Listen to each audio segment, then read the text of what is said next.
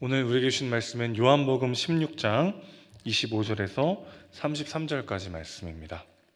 신약성경 176면 요한복음 16장 25절에서 33절까지 말씀 제가 봉독하도록 하겠습니다. 이것을 비유로 너희에게 일렀거니와 때가 이르면 다시는 비유로 너희에게 이르지 않고 아버지에 대한 것을 밝히 이르리라.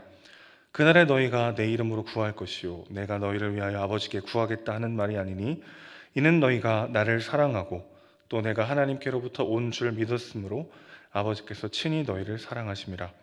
내가 아버지에게서 나와 세상에 왔고 다시 세상을 떠나 아버지께로 가노라 하시니 제자들이 말하되 지금은 밝히 말씀하시고 아무 비유로도 하지 아니하시니 우리가 지금에야 주께서 모든 것을 아시고 또 사람의 물음을 기다리시지 않는 줄 아나이다. 이로써 하나님께로부터 나오심을 우리가 믿사옵나이다. 예수께서 대답하시되 이제는 너희가 믿느냐?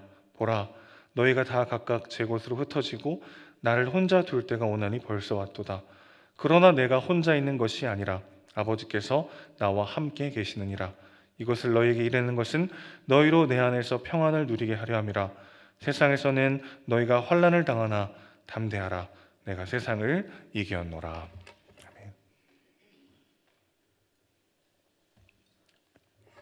우리가 무언가를 비유로 설명할 때는 듣는 사람이 그것에 대해서 아느냐 모르냐에 따라서 전혀 다른 결과가 나오기도 합니다.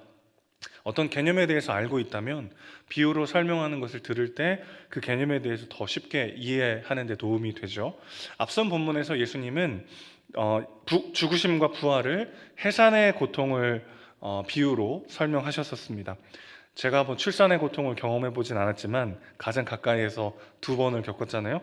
죽음을 통과하는 굉장히 큰 고통이라는 것을 알죠. 그리고 그것을 곁에서 지켜보는 사람들은 마음 졸이면서 근심하며 함께 하게 됩니다. 그러니까 새 생명이 탄생하면 기쁨으로 그 모든 고통과 근심을 벗어버리게 되는 것, 이것을 이제 경험하게 되는데 죽으심과 부활을 정말 기가 막히게 설명하신 비유다라고 할 수 있을 것 같아요. 그런데 죽으심과 부활이라고 하는 사건을 잘 모르는 상태에서 이 비유를 들으면 들을수록 오리무중일 수 있습니다. 비유의 말씀이 오히려 그 비유가 의미하는 개념을 더 어렵게 만들기도 하는 것이죠. 똑같이 햇빛이 쬐어도 얼음은 녹지만 진흙은 더 단단히 굳는 것과 마찬가지인 것 같습니다. 자, 이것이 예수님께서 천국 복음과 부활을 비유로 말씀하신 이유이기도 합니다. 마가복음 4장 10절에서 12절에 이런 말씀이 있어요. 예수께서 홀로 계실 때에 함께한 제자들이 12제자와 더불어 그 비유들에 대하여 물으니 이르시되 하나님 나라의 비밀을 너희에게는 주었으나 외인에게는 모든 것을 비유로 하나니 이는 그들로 보기는 보아도 알지 못하며 듣기는 들어도 깨닫지 못하게 하여 돌이켜 죄사함을 얻지 못하게 하려 함이라. 이렇게 말씀하십니다. 제자들에게 너희에게는 이 비밀을 주었지만 외인에게는 모든 것을 비유로 해서 그들이 깨닫지 못하게 하시기 위함이다 말씀하신 것이죠. 예수님을 믿지 않았던 자들은 예수님의 비유를 들으면 들을수록 오히려 하나님 나라와 예수님의 부활에 대해서 어려워했습니다. 예수님의 비유가 믿는 자들에게는 더 풍성하게 말씀을 이해하도록 도왔고 동시에 믿지 않는 자들에게는 더 어렵게 만드는 결과를 가져왔던 것이죠. 자, 그렇다면 제자들은 어땠을까요?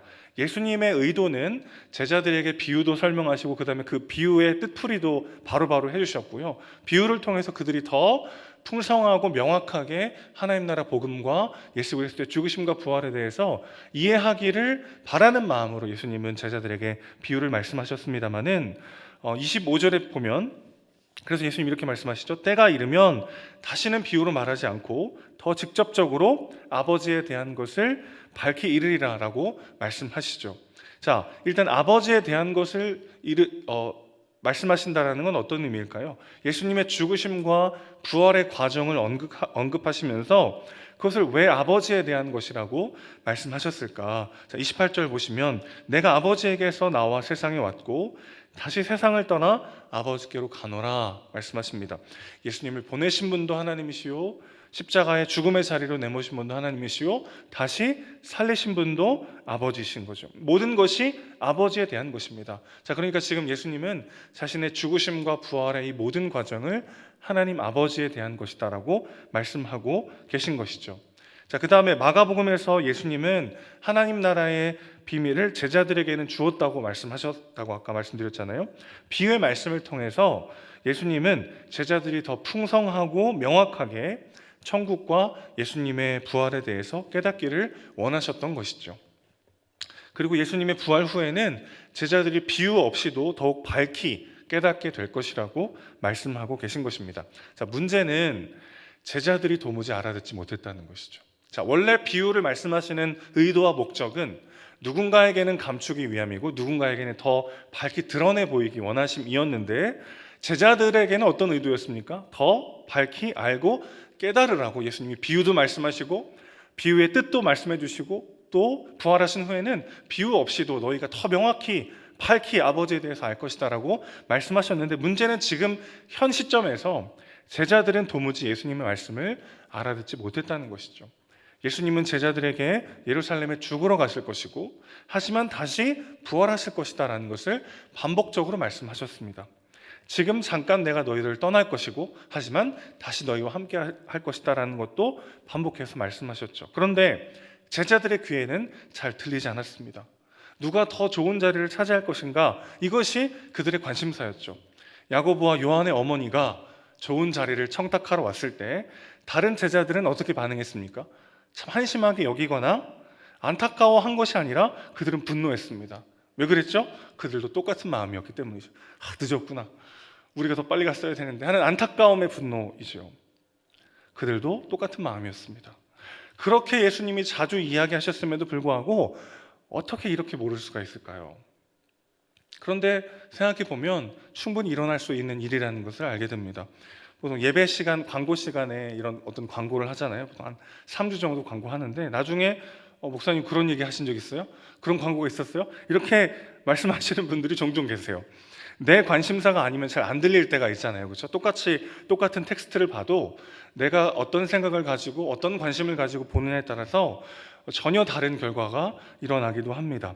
예수님은 제자들이 죽으심과 부활에 대해서 더 풍성하고 명확하게 이해하기를 바라시는 마음으로 비유의 말씀을 하셨지만 제자들은 그 말씀을 제대로 이해하지 못했습니다. 왜 그렇습니까? 그들은 예수님의 죽으심과 부활이 아니라 그분이 왕이 되시는데 더 관심이 있었기 때문이죠. 자, 여러분, 우리가 예수님을 똑같이 믿어요. 똑같이 말씀을 듣고 기도를 하고 신앙생활을 하는데 더 깊은 예수님과의 인격적 교제와 만남과 은혜의 공급을 누리지 못하는 이유는 그분의 의도와 그분의 가르침과 그분의 뜻대로 내가 마음을 열지 못하고 전혀 다른 것에 내 시선과 마음을 빼앗기고 있기 때문은 아닌가 오늘 본문은 조심스럽게 우리에게 묻고 있는 것이죠. 자, 그러나 더 큰 문제는 그들 자신들이 자신의 믿음의 수준을 제대로 파악하지 못했다라는 것입니다. 29절에서 30절 말씀 보시면 예수님께서 밝히 말씀해 주시니까 이제는 주님의 말씀을 알겠고 믿습니다라고 말하죠. 비유를 말씀하지 않으시고 그냥 밝히 말씀해 주시니까 이제 우리가 알겠습니다. 그리고 우리가 믿습니다라고 고백합니다. 그러나 예수님은 뭐라고 말씀하세요? 이어서 너희가 이제 믿느냐? 보라, 너희가 나를 두고 다 뿔뿔이 흩어져 버릴 것이다.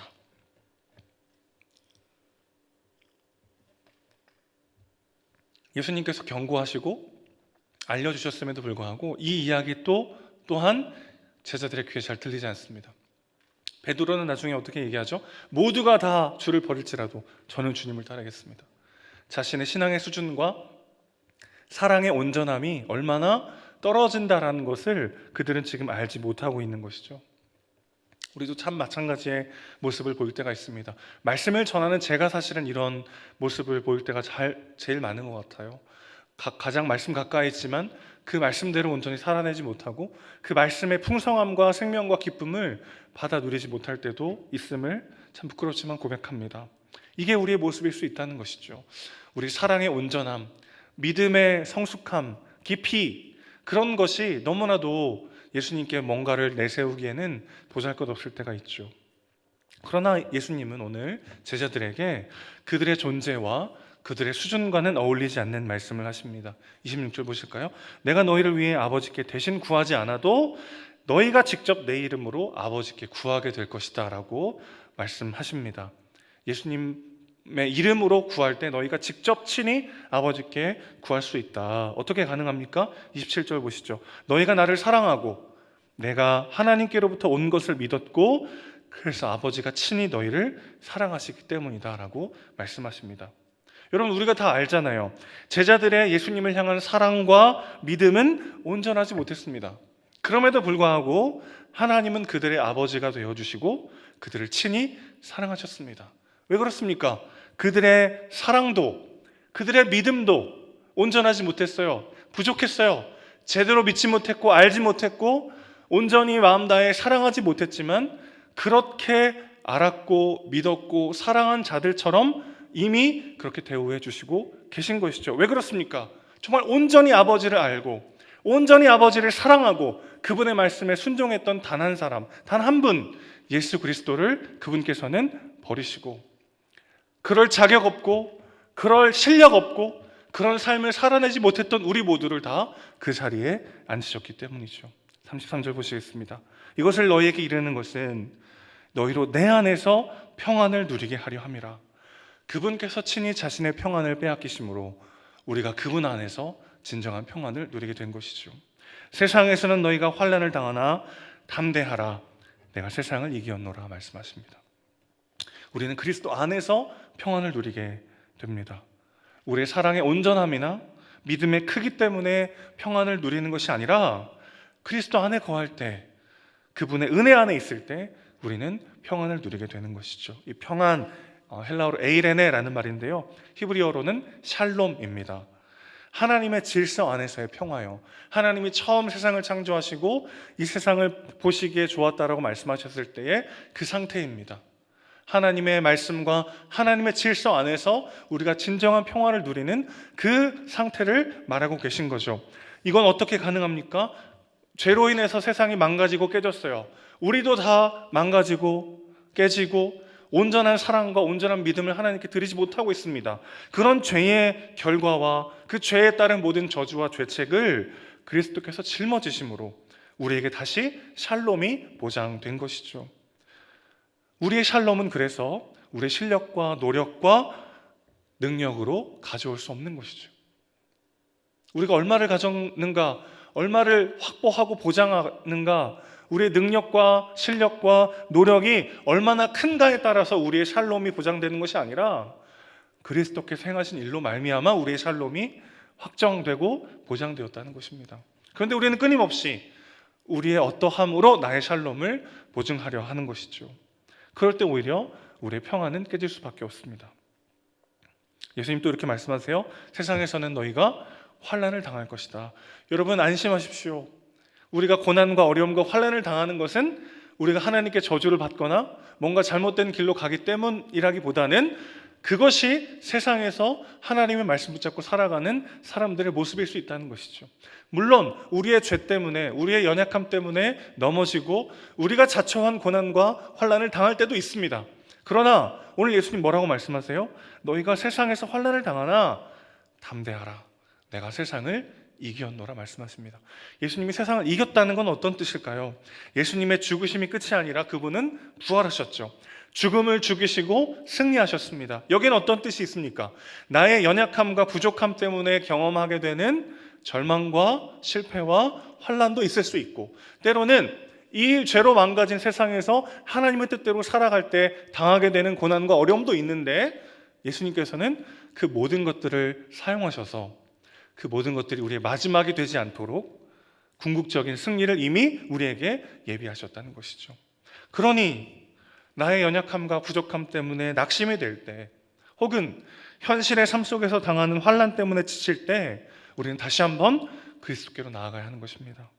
그분의 승리를 바라보며 이미 확정된 결과와 그분의 영광스러운 승리를 땡겨서 소망 가운데 누리며 오늘 하루를 살아내는 우리 모두가 되시기를 주님의 이름으로 축원합니다. 여러분, 이미 결과가 결정되었습니다. 그리스도의 승리와 우리의 영원한 영광과 승리로 이미 결과가 정해져 있어요. 결과가 정해져 있다는 건 어떤 뜻입니까? 과정을 전혀 다른 눈으로 해석하게 된다는 뜻입니다. 우리의 연약함은 완전함으로 변화될 것입니다. 우리의 노력과 실력과 그 어떤 것이 아니라 그리스도의 행하신 일로 말미암아 하나님 우리를 기어이 예수 닮은 하나님의 완전한 사람으로 완성시키실 것입니다. 그분께서는 죽음을 죽이시고 이 땅 가운데 만연해 있는 죄악과 죽음의 사슬을 완전히 끊어버리셨습니다. 그것이 우리의 마지막입니다. 그것이 우리의 승리입니다. 그러니 과정 가운데 경험하는 연약함과 실패와 넘어짐은 그 승리로 향하는, 그 영광으로 향하는 여정에 불과하게 될 것입니다. 그리스도께로 나아가십시오. 오늘 이 아침에도 주님, 나의 연약함을 주님의 완전하심으로 덮어주시고 죄와 사망의 권세 앞에 또 넘어지고 엎드려서 두려워하는 나의 마음을 주님 일으켜 세워주시고 주님께서 확정하시고 우리에게 주신 그 영원한 승리를 받아들이며 오늘 하루를 살아내는 내가 되게 하여 주십시오. 기도하며 그렇게 담대히 오늘 하루를 살아내는 우리 모두가 되시기를 주님의 이름으로 축원합니다. 기도하겠습니다.